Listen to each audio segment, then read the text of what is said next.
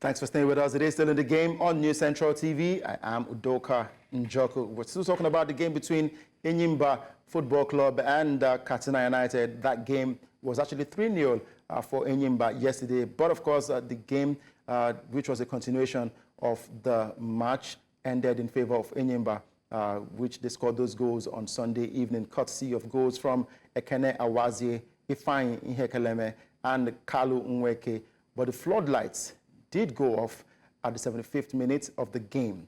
Now, the game eventually was concluded this morning, but of course no goals were scored. It played the remaining 15 minutes of that encounter, and Enyimba are currently chasing Rivers United in the MPFL. They also want to finish strong this season. Hopefully they can also get to win the Nigeria Premier Football League. But let's hear from the coach, and afterwards we'll be talking to the media officer.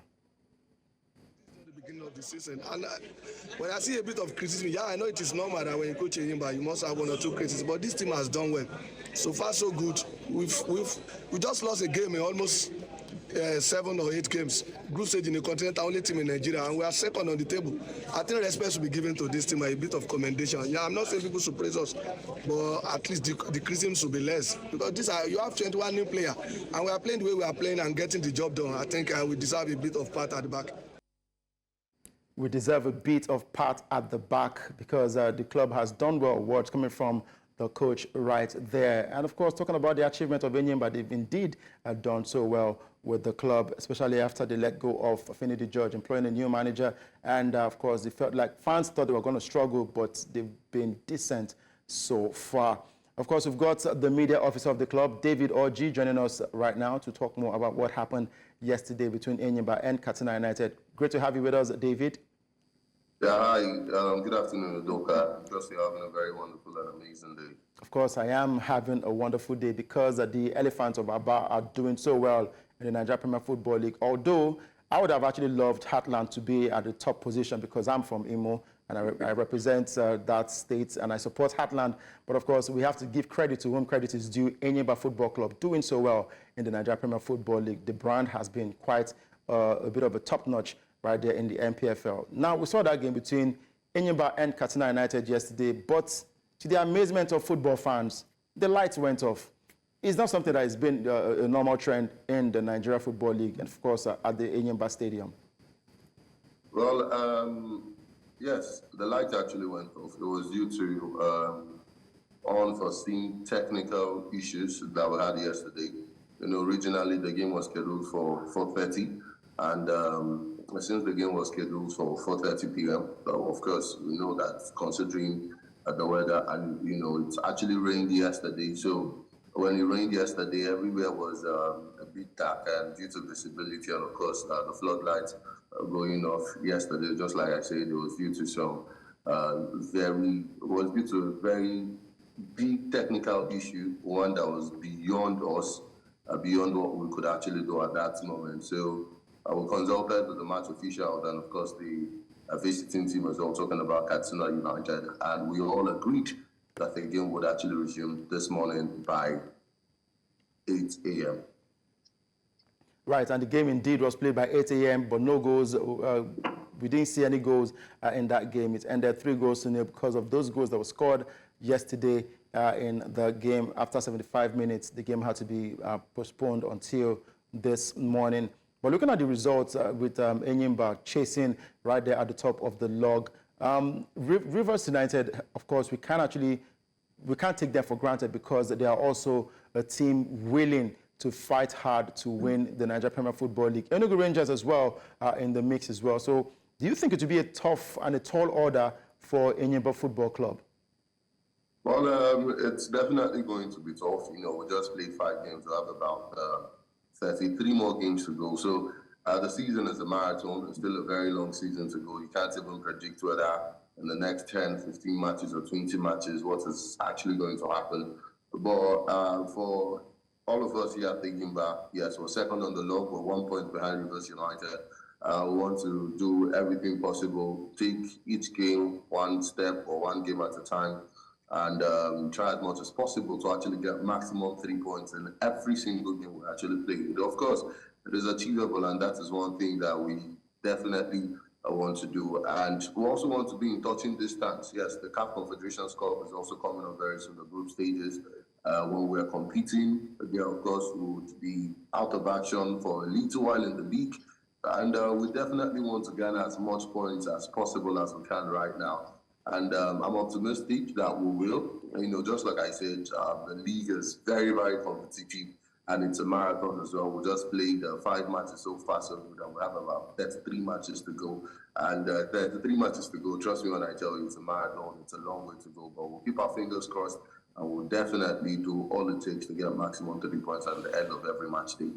Right, and talking about the CAF Confederation Cup, Enyimba has been drawn in Group D. I would say it's a bit of a tough one for Enyimba because they're drawn against 2 top Egyptian Premier League sides, that's Al Masry and Zamalek. There's also a club from Mozambique, Black Bulls, Maputo.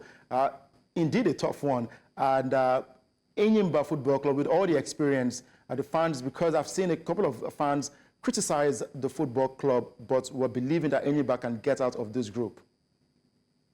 Well, while I was following the draws, to be honest, the group is actually a very tough one, I wouldn't lie. Because you look at Zamalek are currently defending champions of the CAF Confederations Cup. And just days ago in Saudi Arabia, they actually won the CAF Super Cup, which is a cup between the winners of the CAF Champions League and the CAF Confederations Cup. Now, playing against a team like this, of course, they are big boys in the Egyptian Premier League. They finished 3rd last season.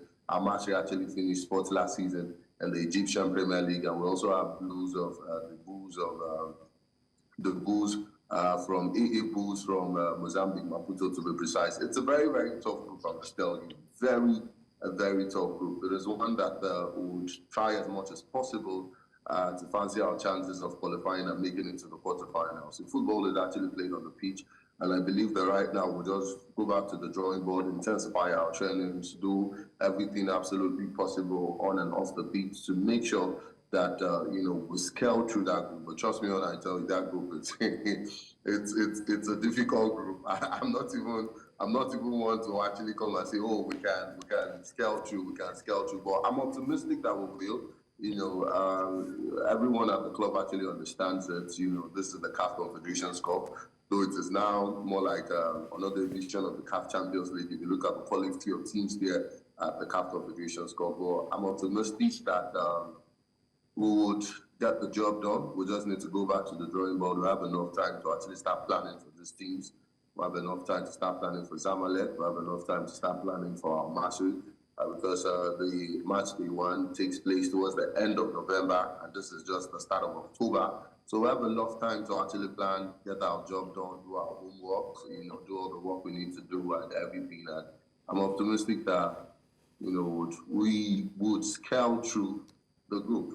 I'm very optimistic about that. All right. Lastly, let's talk about Ahmed Musa, rather the return of Ahmed Musa, right there, Kano Pillars. Fans have been asking questions. I mean, they've been giving their different takes on the return of the Super Eagles legend himself. People are also asking, how is the league that open for any player to just breeze into the MPFL and breeze out of the MPFL to play football? What has been the reaction from fans in Enyimba on the resurgence of Ahmed Musa? Well, to be honest, I'm one person who's quite elated with the fact that, Ahmed Musa has made a return back to the league as well. We know about 2 seasons ago, he also had a 6-month stint to Kano Pillars, and this is the kind of thing we want to see in Nigerian football, where we have elite players who actually return back into the league. Just like you asked, can players just breeze in and breeze out of the league? And one of the frameworks of the MPFL, I think there is something in quote for elite players.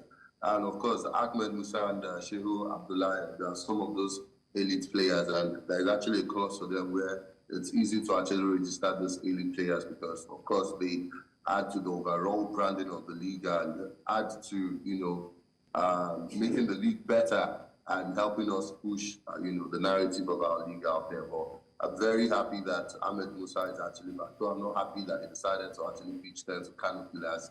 I would have wanted Ahmed Musa to actually play for the People's Elephant Enyimba because I remember when he actually posted on his official X handle, which MPFL team would you want me to play for? But it's good that he's playing for Kano Pillars, and it's very wonderful. Though I would have loved it if they decided to actually pitch tents with us, because come on, we are open to receiving Ahmed Musa. So Ahmed Musa, in case you're watching this, just know that we all are thinking by any time, we are still open to receiving you.